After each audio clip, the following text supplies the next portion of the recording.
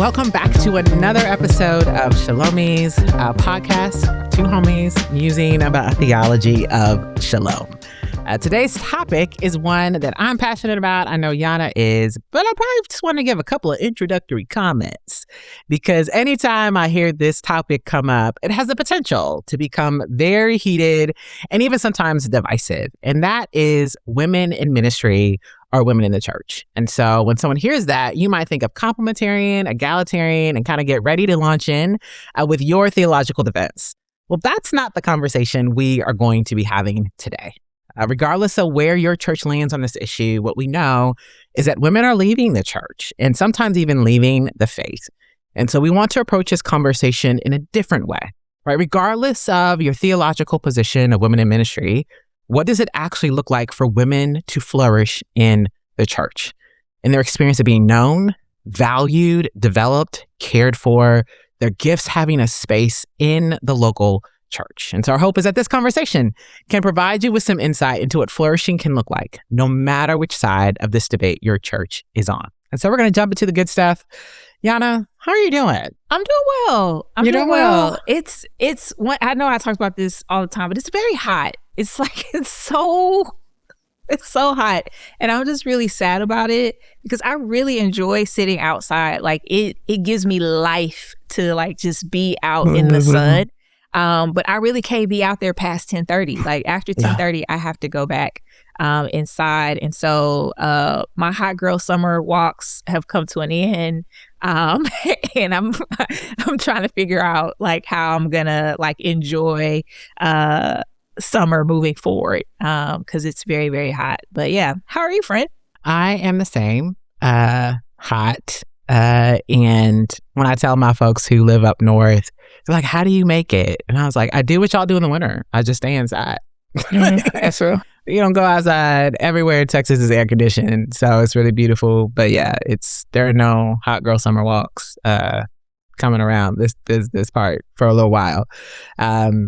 Well, joining us today, Yana, is one of my professors from Dallas Theological Seminary, someone I've learned from, super appreciative for, Dr. Sandra Glahn. Dr. Glahn, how are you doing? It's great to see your face. Hey, Yana, great to meet you. So nice to meet you. Mm-hmm. Yeah, I've heard really great things about you, so I'm really excited about our conversation That's today. kind. Thanks. Well, Dr. Glahn, for folks who may not be familiar with your work or kind of the things that you do at Dallas Theological Seminary and the other areas of your ministry, can you just share a little bit about yourself and some of the things that you do? Sure, I'd be happy to. So my primary job, I would say, is teaching writers and artists to flourish in the kingdom using their gifts with a theology of beauty rooted in God. But as you well know, it's really difficult for a woman in theological spaces and church spaces who's leading without having to become an expert in 1 Timothy 2. And so I made that also a major part of my academic work. So I've focused on what does it mean to be saved through childbearing? What are those head coverings? And looking a whole lot at first century backgrounds. But then also one of the other hats I wear is one of the founders of the the Visual Museum of Women in Christianity. And what that is looking at is all the visual record, the oral record of what were women doing. We just look at the pronouncements of church councils, we get a very different idea of what happened to women in church history.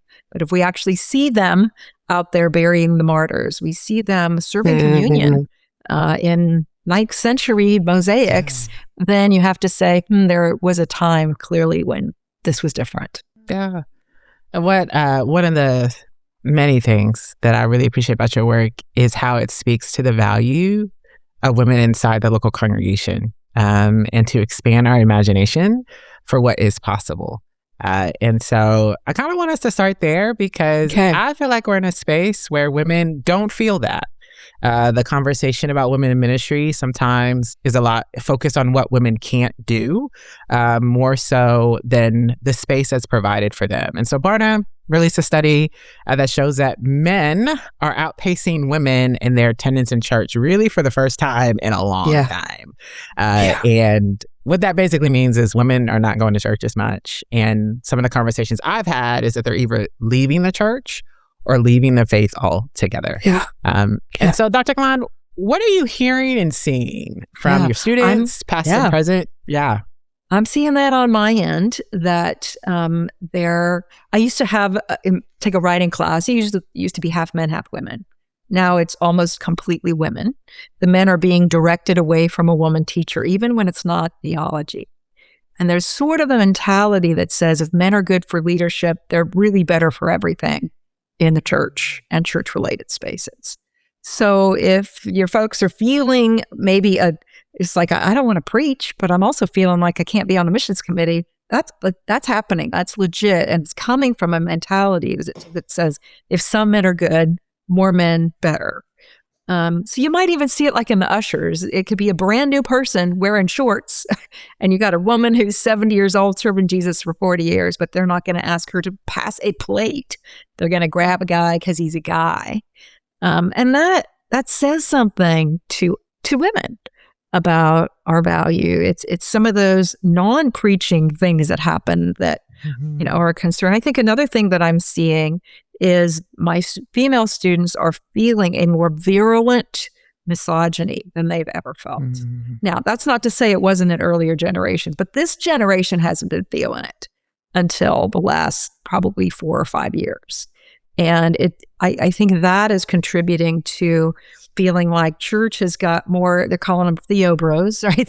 It's got more theobros. And the idea being women used to stand at the door as greeters, but hey, if we can get a guy greeter, we'll put the guys there. Women used to give announcements, but if we can get a guy to do it, we'll put a guy there. And pretty soon, every visible space is populated by the guys. And we're seeing this in seminary classrooms as well. Sometimes we'll even have complaints that the professors aren't calling on women. The guys raise their hand or sit up front and get in their faces, and it isn't even necessarily intentional. They're just feeling it and observing it. Yeah, that's just really it really breaks my heart in a lot of ways, and I just feel like it's important to say we aren't anti-male leadership, or male we want presence. A partnership. We want a partnership at Mentorship. Right. We want a partnership. Absolutely. And I think that's why it breaks my heart. It's just because of what we see in Genesis 1, where the command is given to both the male and the female to have dominion, to be fruitful and multiply. It was a command that was given to both of them, but it seems as though people interpret it as it was a command that was given to Adam, and women are just an aside who take instruction and who aren't necessarily collaborators, but more so servants in whatever the male vision is in that. And I think that's really, really sad for me, because I know that something is lost when men and women aren't living out that biblical vision of partnership. Yeah, for sure. And it's damaging men too. So I see this among my artist students, because they are not the theobros and they didn't play football. And sometimes maybe their dads are disappointed. They didn't play soccer. They wanted to draw. And they would walk into a church with the gift of administration or the gift of helps or the gift of mercy and have their masculinity questioned. So, it's hard for men and women when there's sort of, I feel like it's a little bit like in Corinth where the big gift was speaking in tongues.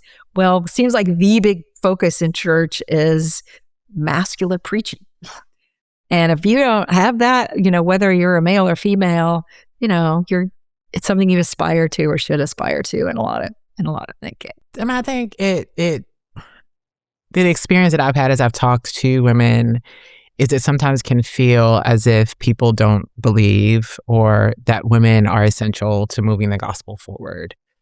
So we appreciate you being here, but if you weren't here, that we would still be able, in some sense, still be able to do it. And I don't think that's thought of as much because it's just assumed that women are going to show up. Women have been the majority in church for a really long time. And so I am interested to see if there will be a kind of a pastoral response to saying, have we not paid attention to this demographic in the way that we ought to? Kind of taking for granted their just consistency in serving and being faithful in the spaces that they're given But what has also been interesting is to see women who see a different message coming from maybe their workplace or even some of the people that they follow online, that we know that everything that's out there isn't necessarily for our good. But there is this push towards, we want to maximize your gifts. We want to challenge you in who you are. And we believe that just you and your embodied self as a woman have a lot to offer the world. You don't have to say what it is you're bringing. We just know you're bringing something. We know you're bringing something. Stereotype to get you there. Yeah. Exactly. And then to walk in the church, you might be a corporate executive. You might be a doctor. You might be a lawyer. You might be a teacher. You're using your mind in really critical ways all throughout the week, that you're making decisions, that you are leading teams, and you come into the church and it kind of just feels like none of that has any type of space. And that to me is also one of the things that I feel women just kind of fading to Black and exiting because of just being really weary and tired of not fitting in the institution. And how that story gets told, I think, is the most painful part, because usually, in my experience, they want to bring to the bride the same thing they're bringing to the world. They love the church and they want to equip her and build her up, and they see where their gifts can help. Their analysis that they use on the job, they want to help the leadership team. And when they bring that, and then they're frustrated that they can't, they get accused of trying to take over, or wanting to be in power, or having an authority fixation, or making ministry an idol, or like their motives are questioned. And that hurts, because you want to say, if you don't know me by now, you're never going to know me, because that is not actually my motive. And then it sometimes even goes to, yeah, but Eve was deceived and you're deceived about yourself. So you shouldn't trust yourself, right? I mean, like, and that's where the heartbreak comes, because you're like, no, actually, I do know my heart on this. And so one other trend I'm seeing is that women are going and founding parachurch organizations. Yeah. So you'll see a ministry to the homeless. You'll see a ministry to people who are trafficked. So these are arms of the church where women can be the CEOs and use their gifts for the good of the world in the name of Christ. But they really want to do it within the bride. They know that the bride is God's program. But the bride has said, like, I know I'm called. So I'm going to take my calling to where I can serve the least of these. Yeah, I think, man, I'm so sad. Like, I'm just like getting sadder and sadder. Even though, like, I know that this is reality. These are the warm waters in which we swim. There's a part of me that's like, Scripture says that the Spirit gives people gifts for the edification, the equipping of the church.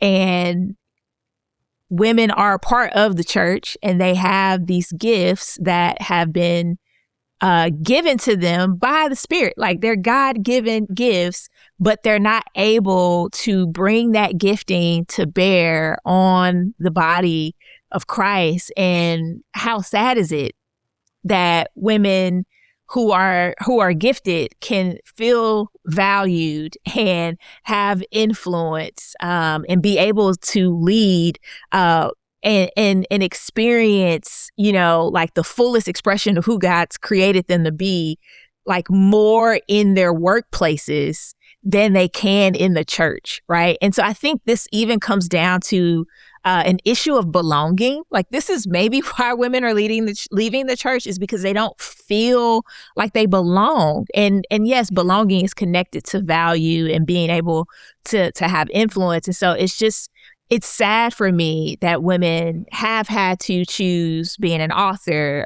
being an itinerant speaker, podcast. And I mean, this is me and Liz, like that we've had to take these sort of approaches. And I remember a brother who loves me deeply saying to me early after I graduated from seminary, and I'm like, man, I just want to serve in the local church. And like, there are no jobs. Like, there are just no jobs that fit like my gifting, my personality, what I'm passionate about. And he was like, you will have to probably just be creative. And I was like, but that's not fair. Like this, it's not fair that I have to be creative. And so sometimes I say, like, it is unfair for us to recruit women to theological institutions if we're not going to have opportunities for them on the other side. And so anytime a sister like rolls up on me and is asking me about seminary, I'm like, hey girl, what you want to do? Like, what you want to do after this? And just helping them to discern whether or not it's really, really worth it. But it just makes me sad that women can feel more valued in their workplace than they can in their local church. So a word about seminary. Part of why I went was not because I had a vocation in view. I needed to know, where are women in the text that my English isn't showing her to me? And I'll give you an example of that where it says Jesus took a child and put him on his knee. Well, it's neuter. So it was it. But of course, we tend to go straight to the male pronoun. That is a passage where I did not see, even though I know how to do that flip where it says if it's he, it could be he or she. I assumed that it was saying it was a little boy. And I had never pictured a little girl on Jesus's knee. Or a more common one is, I will make you fishers. The word is people. But I learned it as men. And I was probably 10 years out of seminary before it dawned on me that word was people. And that wasn't just that Jesus was looking for male disciples to make male disciples, but he was fishing for people like me. So some of that equipping helped me know who I was, because I realized everything was being mediated through a speaker or a translator. And it's not that I'm cynical. And it was like, but I wasn't on their minds. Like, I'm embodied as a female, so I'm going to read the text differently. And just knowing theologically who I am helped me in some of those spaces where I was not appreciated, because I could quit searching my heart to worry about my own motives and say, no, actually, God has a place for me here. And you need a female voice here. You may not know it. And this is not pride talking. This is theology talking. So just knowing who you are, I think, is a really important place to start. Then you can see the injustice and be frustrated about it, but know it's injustice and not how God views me, which I think is leading to how some of the people are leaving, because they are convinced God is a misogynist. Therefore, I'm done with church. And maybe even suspicious of Jesus, And then you hear Jesus saying things like, leave her alone. You go, oh, no, maybe he's safe. No.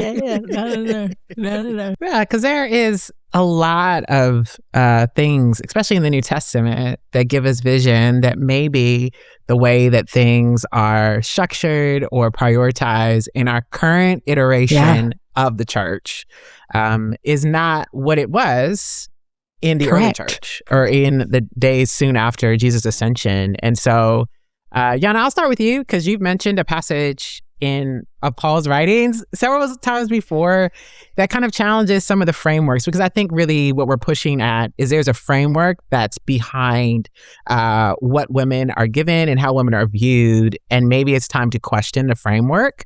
And some passages in scripture invite us to do that, not just, like you said, Dr. Glahn, our own desires or motivations. And so, Yana, what's this Paul passage that you have been talking about? Yeah, no. And so, I mean, we oftentimes when we talk about women in ministry, women in the church and their role and what they can and cannot do, we go to some of those famous passages about head coverings and women, should not teach, and they're saved through childbearing, all these kinds of things. And we can kind of assume that Paul has this vision, this very limited vision for women, that they are sort of relegated to, the corners of the church, and they should be quiet, and they don't have much to offer in terms of furthering the gospel.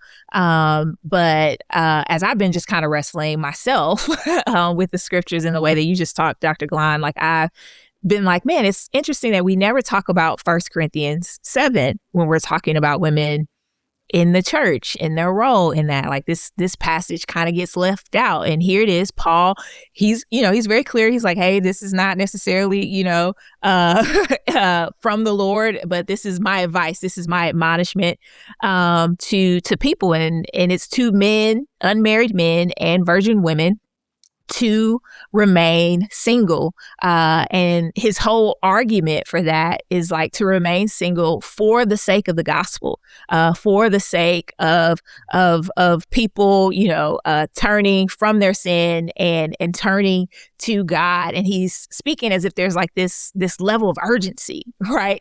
and so I think it's kind of radical that Paul is suggesting for women in this time period, it's a patriarchal society, he's suggesting to them to be single, like to not choose marriage. And that's going to have financial implications. That's going to have social implications. Like there are all kinds of like implications for them choosing that kind of life. But it's clear that Paul has a vision for women outside of marriage and family. And that is really interesting to me. And this vision for them is so important that he would encourage them to choose a life of suffering, of social and economical suffering for the sake of the gospel. And so for me, when I couple that with these other passages, it's like, oh no, Paul does have a vision for women that is outside of marriage and family. Absolutely. And he does have a vision for them in the life of ministry and the furtherance of the gospel in the church. And my question is, what is it? What is it? Because we have all of these voices around us that are telling us all the things that we can't do. And I just wonder if we are misinterpreting Paul's words when we're not keeping it in tension with what he says in 1 Corinthians 7. So what you're pointing out, the early church took very seriously, and all the way up through really the year 1000, we see young women really taking off their parents when the parents arrange a marriage and they don't show up. And they're like, sorry, married to Jesus, cut my hair. And like, no suitor wants a girl with a haircut, apparently. And so that does it. You look at Clare of Assisi, we don't hear about very much, but, we hear about Francis, but his female counterpart in celibacy, but sisterhood, brotherhood, she is from a rich family and they try to marry her off. And she said, no, I want to serve occasionally. And so she goes at night to Francis and the guys, and they cut off her hair. And when her parents see her, like, okay, fine, okay, fine. And then her sister and mom join her later, but that's a whole other thing. Anyway, what happens is we as Protestants almost never think about where do nuns come from, but they go all the way back to the beginning to that passage in 1 Timothy 5 about widows, which we tend to read just about women who are hungry, but it's an office of the church. And in fact, I found a 6th century ordination prayer to the office of widow. And it's a without a man woman, which is a nun, basically. It can mean that you've either been married and lost a husband, or you have never married. And both of those are called widow. We even see a reference to the virgins who are called widows. Okay. And we just take that in English and go, okay, that's weird. Like they were married all these years and they're virgins. No, that's not what it's saying. It's saying, they were younger people devoted to celibacy, and then they've reached the age of 60, and now they're on the rolls. And we're going to take care of them, but they have to be devoted to prayer like a nun would be. Well, the Reformation comes along and says, you have taken singlehood too far and devalued family, which was true. So what do we do in Christendom? So often we swing the pendulum the other direction, and we make everybody in the monasteries empty it out. They're paired up. You have to get married. We'll just make an arranged marriage and marry you off to each other. And now we have completely overvalued the family and made it an idol because we're not Roman Catholic. And so we have ditched not only a vocation for women that involves being single and devoted to Christ in ministry, but it also then took away any sort of social security for her where the church would have cared for her in her old age because she hasn't got a dowry or she hasn't been prepared. So if I have I'm off topic here, but if I have one thing I would love to see somebody go start is a home for women who have done this. So they never have to worry their whole lives if they're just serving Jesus where the money's going to come from, if they get Alzheimer's, if they got cancer, so that our women can be devoted to Christ in body and in vocation. So we've swung the pendulum the other way, and now we just tend to value motherhood. Well, where I'm seeing this come into the seminary is women in their 50s who've raised their kids and said, okay, I did that. I homeschooled my kids. I wore Birkenstocks. I had an herb garden. I did all the things the quote ideal mom with 7 kids did. And now my kids are now happily married. And there's nothing for me because nobody's ever cast a vision for how I can use my gifts. And they come in crisis. And they're like, what am I supposed to do with the next 30, 40 years of my life? I got good news for you. You talking good, Doc. Yes. First of all, that home, I second that. Home for women who've given their life to ministry, and that she will be taken care of. Because there is this, also, you're single in the church. This is a side. This could be a whole nother episode.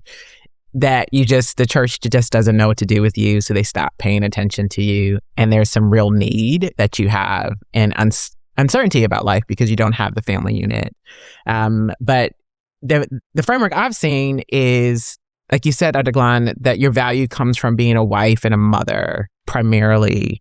And what is so inspiring about what I see in the New Testament is what we're told is it just is simply because you are made in the image of God, that your divine design and gifts and are essential and needed in the church. And I think about It's the Rise of Christianity by Rodney Stark.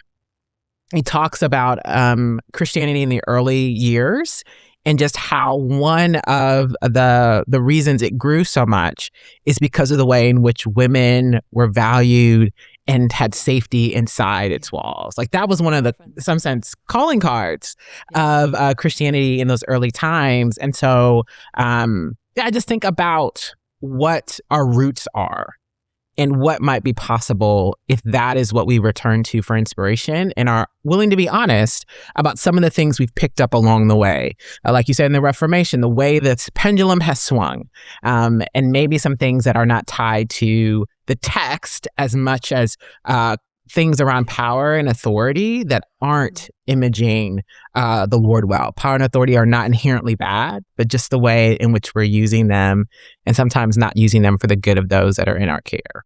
No, agreed.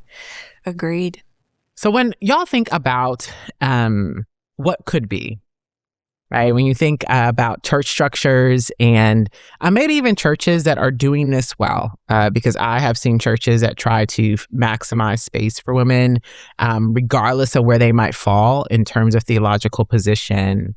What do women need in order to flourish spiritually, relationally, in the local church today? What are some things that you think people need to be thinking about if they have the opportunity to make those type of decisions? I think, first of all, they need a partnership model rather than an all-male-led model. That goes right back to rule and multiply. It wasn't that God told Adam to rule and Eve to multiply, which is how it gets divided. And you even see where Adam names her. He takes the name Adam, which is their shared name. And the first thing after the fall, he calls her the mother of all living. Well, that should make him the father of all living. But no, since that time, like she gets to be a mom, but that's like all she gets to be in that post-curse oracle society. And so I think if you look at the early church, again, if you look at the art of the early church, you see there's one box for relics that has ivory picture of male and female at the altar holding up together the communion elements. You have male and female swinging the myrrh, which would have been in the services. And that is based on the myrrh bearers at the tomb of Christ. And so if you want to talk about the role of women, one of their roles is to be a myrrh bearer in the early church, because incense is smell is part of worship. And so you see these beautiful depictions of women and their hands are raised in the orans position, which means they're in prayer or worship. And sometimes they are swinging those censers, which again, because we're post-Reformation Protestants, we got rid of the artwork, we got rid of the smells and bells, we got rid of the five senses and started closing our eyes. We didn't used to close our eyes in prayer, but we're just, it's me and I'm getting rid of the distraction. So all of that, men and women partnering. So what that looks like is brothers and sisters and funneling everything, including the Billy Graham rule, through what I treat my sister, my biological sister, this way. And so even knowing that pattern, and I can talk for a minute about some churches that are doing that. So I got a call from a student who had just come back from bringing folks across the border from a closed country into an open country so that men and women could train these pastors and then send them back. And she calls me just thrilled. She goes, Dr. G, it can happen on this earth. I've seen it. Men and women who love each other from the heart purely, and it's not weird and it's not sexualized, and they're training each other and they're appreciating each other's gifts. Yes. Another thing that I'm seeing is the rise of some male advocates. So when they hear people say, oh, we got to have a token woman on that committee, they will stop and go, oh no, we need her voice. And just call it out bravely, not rudely, but say it. There was one person who, on my last book, attacked me personally on the internet, and I had not answered him. But a very prestigious theologian in Australia contacted me on the back channels and said, have you responded to that? And I said, no. And he goes, leave it to me. And he made sure another review, again, it was not somebody who agreed with me. That wasn't the point. It was somebody who modeled how to agree like a scholar and a sister and brother rather than making it a personal attack. I couldn't do that for myself, but he could see that needed to be done and it needed to be called and handled it. So I am seeing, Nijay Gupta wrote the book, Tell Her Story. Like, he's like, I know that some men are not going to read a book on the same topic. So I'm going to write that book so that they can re-explore what they're thinking, start noticing there are women at Pentecost, and they're filled with the Spirit. It's not a sign of male failure there. So what's going on with that? I think another thing that I'm seeing done well is some of the sisters who see this happening and are well gifted, instead of saying, you need to make room for me and my gifts in the church, which is true, say, you need to make room for the sister coming behind me. And then nobody can accuse them of seeking power. And so they're advocating for those who are coming behind and saying, you need to invite her on that committee. You might not invite me on that committee, even though I might have more to bring to that committee. Yeah. But I'm investing in the future, and I'm giving away what teeny little bit of power I get to make room for somebody else. And I am celebrating my sister instead of being jealous of her, or instead of wishing I had her book deal, saying, if I have a book deal, I want to talk to my publisher about Elizabeth Woodson and make sure she's got her own book deal. But you know what I'm saying? Like, you make room and you pave the way for other people coming behind you so that the next generation doesn't have to fight as hard for a place at the table. And again, fewer people are questioning your motives if you are advocating for somebody else. That's good.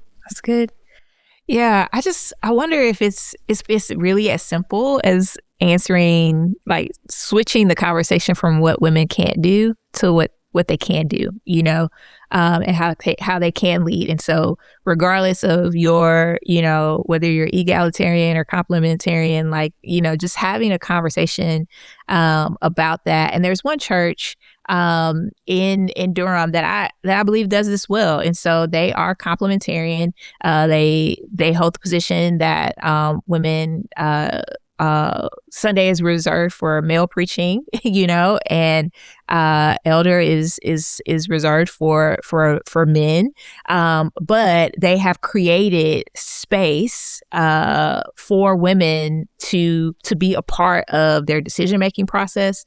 They've created sort of this council.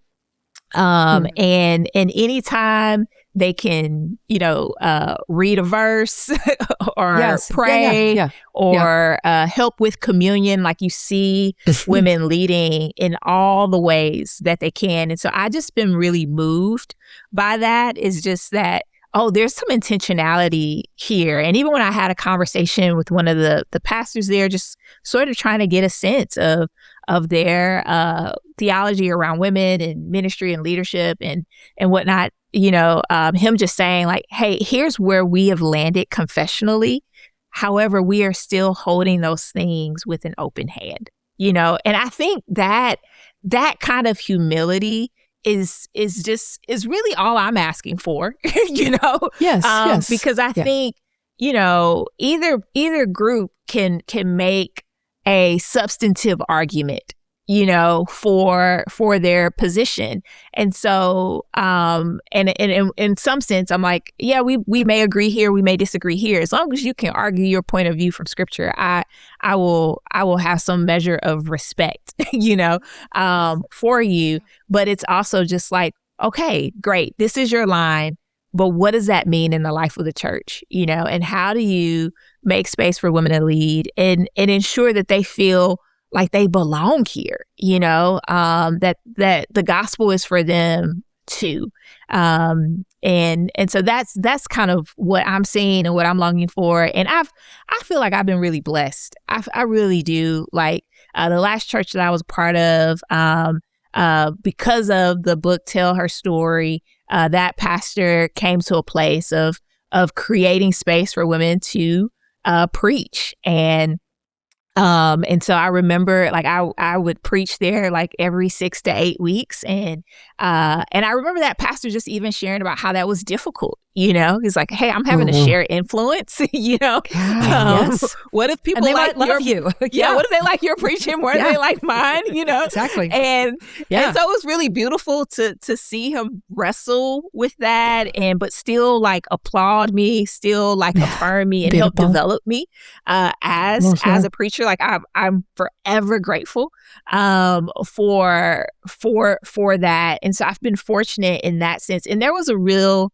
beauty, like to even what you talked about, Dr. Glahn, like of developing other women to preach and to bring their gifts to bear on our congregation. And so I've seen it too, where it can be beautiful, where men and women are partnering together for the sake of the gospel, living as brothers and sisters, not letting it get weird because we live in an over-sexualized culture. And it's like, well, it ain't gotta be that way, That's why we have to model it. We have to model it. We cannot keep segregating everything. We have got to model that it can be done. You're right, because they're not always seeing it at home. They're not always seeing it at school. They're not always seeing it. They got to see it in the church that it is possible for you to have these loving relationships where it's not weird. Yeah.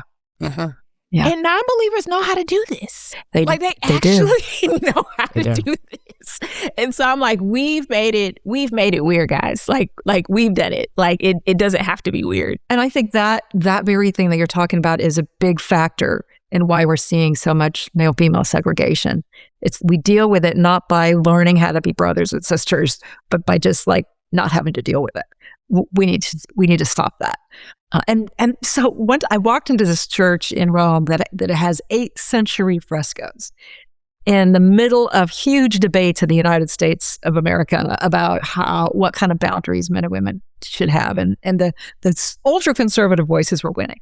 And I walk in and I see this fresco or mosaic, and Peter has his arm around one sister, like literally his arm around her. And Paul has his arm around the other sister, and they're both pointing with the other hand to Christ, commending their sister to Christ. And my first thought was, he's touching her. Like, that's messed up. 9th century. So, we get this history told to us that we're the first generation to touch people. No. Greet each other with a holy kiss? Yeah. No, we're not. Yeah. I'm not gonna lie. The church that I was at, like one of the brothers, he would do that. And I was like, this is weird, And at first I was like, is he just kissing me? Is he kissing other people, too? That is an important question. Yeah. That is an important question. But he was kissing other people too. And it was just his way of saying, like, I see you, I love you, I value you, you matter. And I just came to really, really deeply appreciate that, and that we didn't have to make it weird. He also really loved his wife, so he wasn't thinking about me. But it was just like, oh, this is just really, this is what it looks like to live as brothers and sisters. And I really pray that we could actualize that a bit more, of course, with wisdom, because I already know somebody didn't say something, but of course with wisdom, but that we can do that in a way that doesn't allow, sin and, just the culture we live in to really taint what could be beautiful. I think you just gave a good example of working through it. Like, you should analyze, you should assess, and you should observe. And sometimes it is weird and you shut it down. But that doesn't mean it's always weird. And that can be so offensive if somebody's not being weird and you accuse them. But also for the person who's super affectionate, maybe recognize not everybody wants to be touched. That's fair. Yeah. It's like ask first. Ask. But it's this discernment that we have. Correct. Which requires us to live with a greater level of spiritual maturity. Because sometimes I think we just like to be in this black and white space and we lose. Because I have benefited. I think when I think about churches that have done it well, I've benefited from mentorship from older men in the faith who said, hey, you've got gifts. I want to invest in them. I want to grow you up in the Lord and release you to ministry, and spoke life into me. I remember a pastor who came into my office when I was working at one particular church, and he worked on staff with me, and I was in a low place. And he just came in, popped up and spoke words of life over me of what he believed God was going to do in and through me for ministry. And what he has said has come to be true in the things that have happened in the years since. But he saw me and invested in me and wasn't interested in whether or not the door needed to be open or closed because of the Billy Graham rule. I was a sister. And I've seen that time and time again. And really it's this family. And scripture speaks so much of it. It is, to me, one of the things that's beautifully countercultural is that here you belong. Here you have a space. Here you are loved and cared for. And so if I value you, I'm thinking intentionally about how I can steward you for the glory of God or help you steward your gifts for the glory of God. I believe that if you're not here, we're not better. We're worse. That I'm asking good questions and want your wisdom, even if the final authority in the church rests with the male elders only. I still believe that I need your voice as a woman to know how to steward a congregation that most likely is majority women. And I have a friend who talks about, we have single parent churches. And what it would be to have churches that are shaped and molded by wise men and women in the same way that we would say would be really fruitful for the nuclear family. But it is in that brother and sister space. When I see a church doing it well, that is a value that they have taken hold of. And it is in every area of their church culture. And so it's not just position paper stuff, because I've seen people who may be egalitarian, but their culture is not one that values and supports women. So it really is, how are we showing up with each other, making decisions, providing opportunities, seeking the good of one another in ways that are not far from what we see happening in our New Testament. But maybe we need to rediscover with a new freshness, some things that might have been lost over the years. Yeah, I love that, because thank you for bringing it out, because your theological position doesn't mean that women they still value that you are valuing them. I even remember being at a church where women could preach, but like they had to preach from like this pulpit on the side, and so it's just like all these little sort of ways in which we try to marginalize, like all of that weirdness can still be there if your theological position is that women can be pastors or that women can preach, that you can still create some otherness, there. And we all need to be evaluating sort of how we are valuing one another in whatever theological space that we find ourselves in. We all just talked about examples of just ways in which we've seen this done well, and just how we've been privileged to, which I hate that that's even the word that I had to use, but that we've been privileged to be in spaces where we've experienced this going well. And I'm just thinking about the people who are listening, who are having a different kind of experience, right? And so they are at a church that doesn't have a women's ministry, and or they're at a church where they can't even serve in children's church, and so there's more red tape, if you will, for them, and they're wrestling with their calling. They're wrestling with just the burdens that are on their heart, but they don't feel like they have anywhere to sort of unleash that passion or unburden themselves. And I'm just curious, what would you say to them? Because what I don't want to them to do is to leave this conversation and be disgruntled, you know? Yeah. Sure, of course. Yeah, of course. And so, but what would you say to someone who's in that space, who's just really wrestling and struggling? And maybe even wondering, do I stay? Do I go? Do I just leave church? I think something that we tend to undervalue in the Protestant church is the idea of walking in the Spirit. It's not that one size fits all. So I think it came out in the whole idea of you can't be a Christian and be a Democrat. You can't be a Christian and be a Republican. Like, you can't be a Christian if you don't believe in Jesus, period, the end. But what that means is you got Jesus, you have the Holy Spirit. And it also means there's not one size fits all. You might be in a really oppressive church, but your husband is thriving and your whole family goes there. And, maybe even your husband's on staff there. Like, you can't even look at the option of leaving. But walk in the Spirit. Discern from the Spirit, what is the wisest thing for me to do here? Do I need to be a part of a Zoom Bible study where I get fed? So that my place in this church is, who do you want me to be here? But are there other spaces where I can serve or be fed? I know the goal is the bride, but if the bride is saying no to me with a big fat shut door, what do you want me to do, Lord? I will follow you. You tell me, and it's not going to be one size fits all. For some, it's going to be hard stay. For others, it's going to be, I release you. Go to where there's fresher oxygen in the air. And there's no one size fits all for that advice. You really have to seek wise counsel. You really have to pray for God to show you. Life is short. I want to steward my gifts well. Does stewarding it here look like silence and knowing that you saw Hagar and you see me? Or does it look like the woman with the issue of blood who wanted to skulk away after her healing, and Jesus like, no, you got to come back and give the embarrassing testimony? Like, he's a funny God like that. And he's both. So you have to ask, show me your way and help me follow you. Yeah, because I think the places I've been, and I remember being in spaces and praying, like, Lord, is it time? And he was like, no.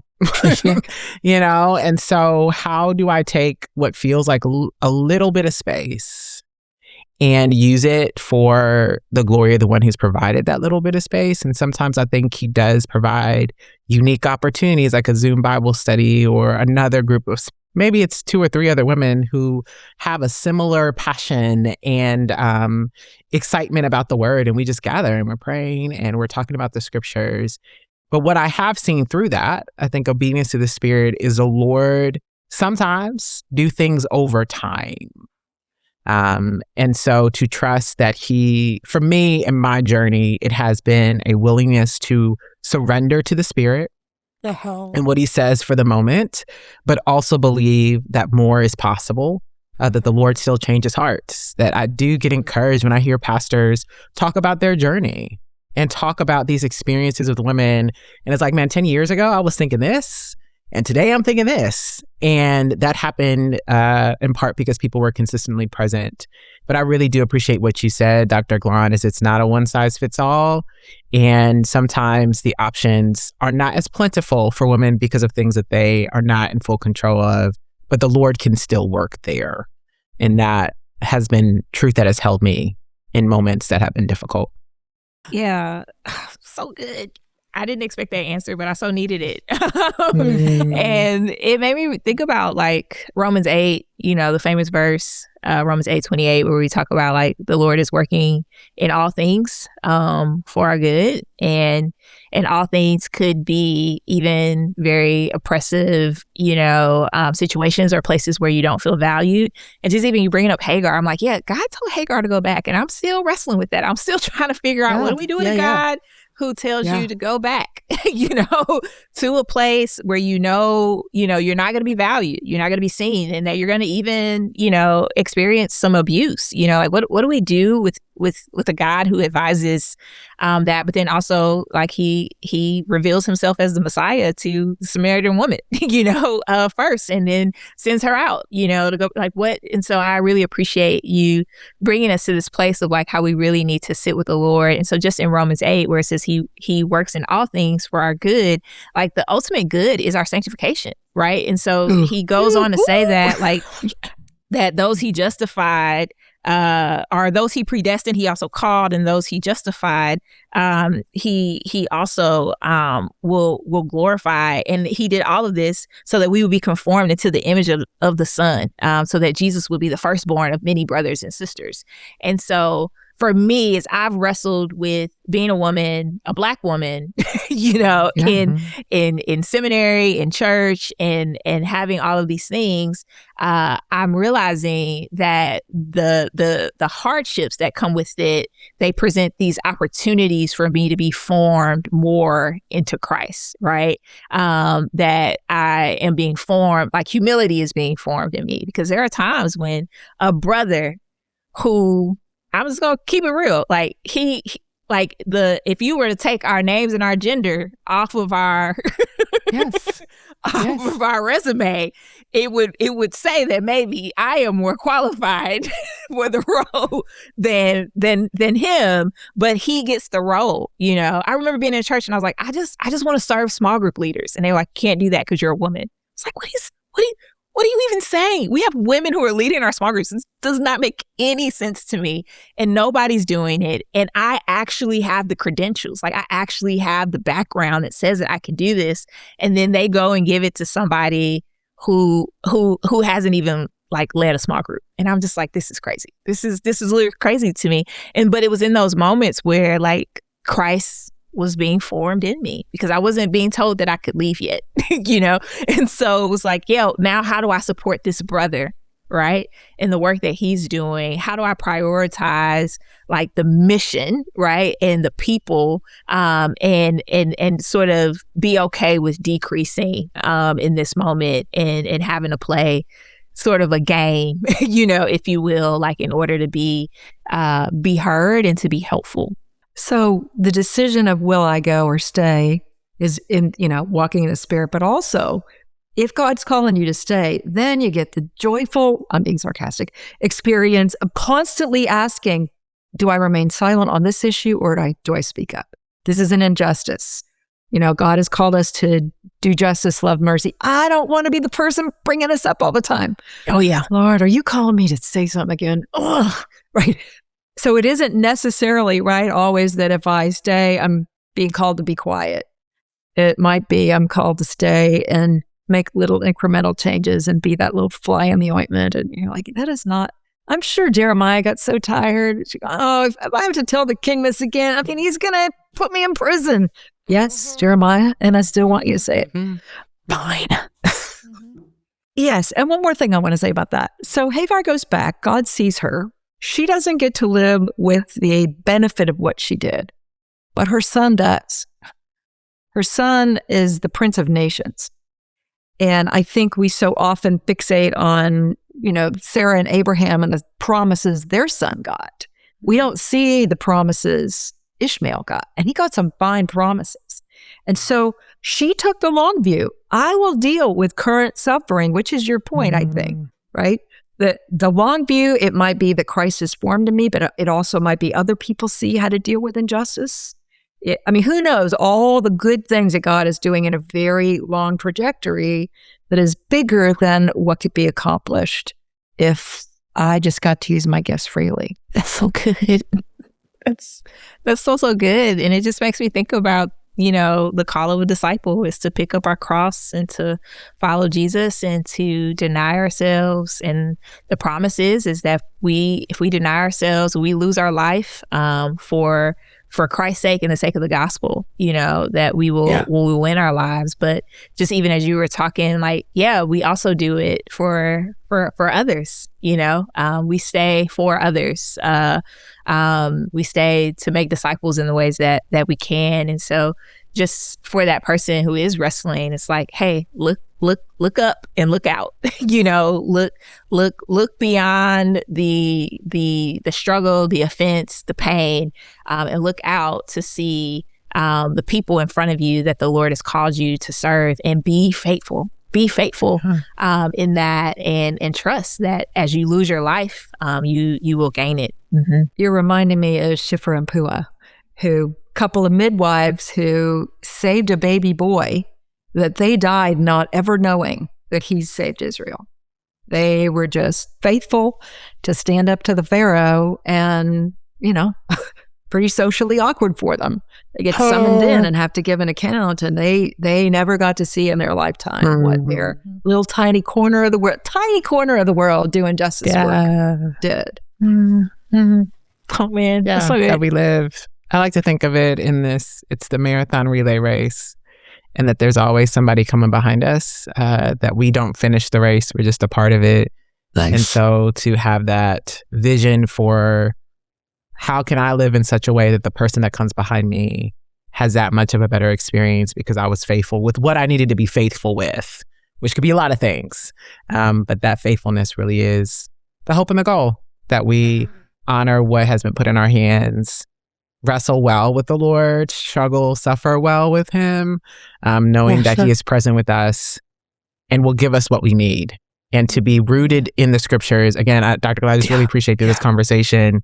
Just you bringing to bear all of the beauty that's in the scriptures that says you have value and are a huge part of what God is doing through the gospel. And so even if your current context doesn't see that, God, that's what the Lord says. That is what is true. And that is what we can root ourselves in. Yeah.